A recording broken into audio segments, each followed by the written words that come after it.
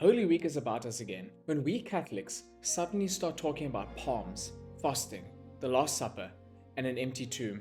Holy Week is the most important week in the Christian year, more important than Christmas. It's the week when we remember the final days of Jesus' life, his entry into Jerusalem, his suffering and death on the cross, and finally his resurrection on Easter Sunday. Everything in the Christian faith really revolves around these events. But before we get into the days themselves, a quick bit of history. Christians have been marking the death and resurrection of Jesus since the very earliest times of the church. By the 4th century, once Christianity could be practiced openly in the Roman Empire, pilgrims were already traveling to Jerusalem to walk through the events of the Passion. The Church of the Holy Sepulchre, which I spoke about in our previous video, was built upon the very places of the crucifixion and the resurrection. Gradually, the Church developed a liturgical pattern that allowed believers everywhere to remember those events, even if they were thousands of kilometers away from the Holy Land. That pattern became what we now call Holy Week. The most dramatic ritual in Jerusalem is the Holy Fire in the Church of the Holy Sepulchre. Every year on Holy Saturday, thousands of pilgrims gather inside the great church. During the ceremony, the Greek Orthodox Patriarch of Jerusalem enters the small chapel over the tomb, carrying unlit candles. After prayers in the tomb, a flame is said to appear, and from that, the Patriarch lights his candles. From his candle, the flame is then passed rapidly among the faithful. In the end, there are thousands of flames illuminating the church. It's spectacular and deeply faith-filled. So let's walk through Holy Week. I'll explain it so those who are not Catholic can understand it. But maybe for you, if you are Catholic, this can help as well. Holy Week begins with Palm Sunday, when we remember Jesus entering into Jerusalem a few days before his death. The Gospels tell us that crowds of people welcomed him by waving palm branches and shouting Hosanna, a word that means deliver us. At Mass, Catholics usually receive palm crosses made by parishioners in the weeks leading up to Palm Sunday.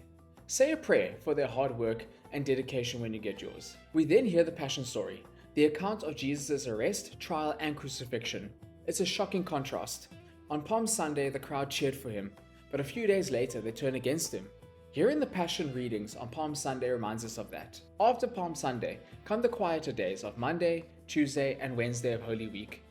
In many parishes, there are special masses or confession services. These days invite us to slow down and prepare spiritually for what is coming. Then we reach Holy Thursday, which marks the beginning of the Easter Triduum, the 3 most sacred days of the Christian year. Holy Thursday remembers the Last Supper, when Jesus shared a final meal with his disciples, gave them the Eucharist, and told them that one of them would betray him. A quick note, the actual Last Supper didn't look like the famous painting by Leonardo da Vinci.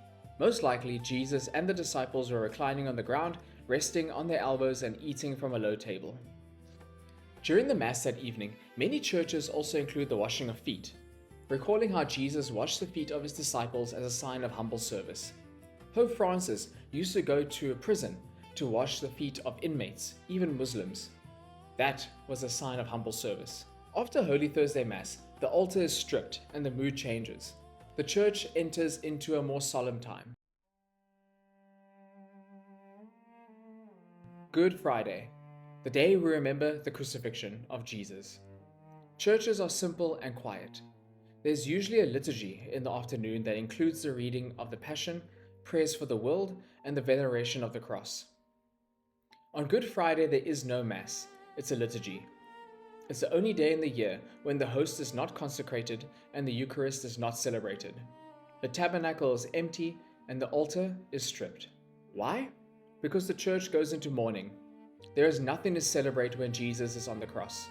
This practice goes back to the early centuries of Christianity. The communion distributed on Good Friday comes from hosts consecrated the previous day, during the Mass of the Lord's Supper on Holy Thursday. Some parishes also have a Good Friday procession, with people carrying a cross through the streets. Or they might have a Passion play in the morning, with children playing the roles.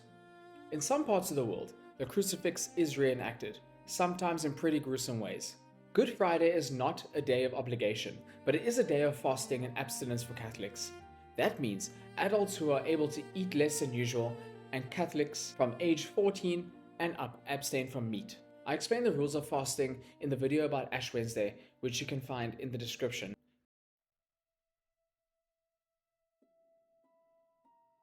Then comes Holy Saturday. During the day, the church waits in silence, remembering that Jesus lay in the tomb. But after nightfall, everything changes. The Easter Vigil begins in darkness. In many churches, everybody leaves the building. Outside, a fire is burning, and from that, the priest lights the Easter candle, a symbol of Christ's light overcoming death.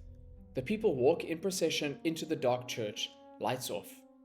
In most churches, the congregation receives candles, which are lit first from the Easter candle and then from neighbor to neighbor. I always think that's a beautiful image of continuity. Your light is my light, and my light is my neighbor's light. And when the church is illuminated by everybody's candles, wow, that's one of the great moments in the church's year. There are readings that tell the story of the salvation from creation onwards. And trust me, there are a lot of readings. Often new Catholics are baptized and received into the church. And by the end of the vigil, the church is celebrating the resurrection of the Lord. And that brings us to Easter Sunday, the feast that makes everything else make sense. Jesus rose from the dead. He defeated sin and death and opened the way to new life. That's why Easter is the biggest celebration in the Christian calendar. But I'll speak about Easter in the next video, so subscribe so you don't miss it.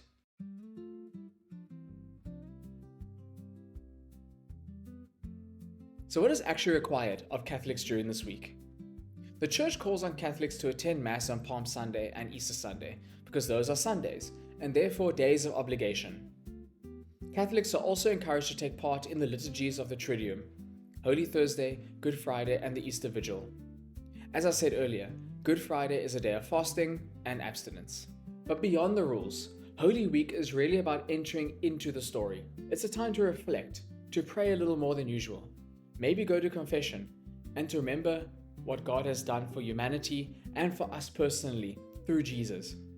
Whether you're a lifelong Catholic, someone returning to church, or just curious about Christianity, Holy Week is a powerful moment to pause and think about suffering, sacrifice, hope, and new life.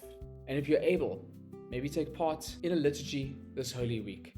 The experience really brings the story to life.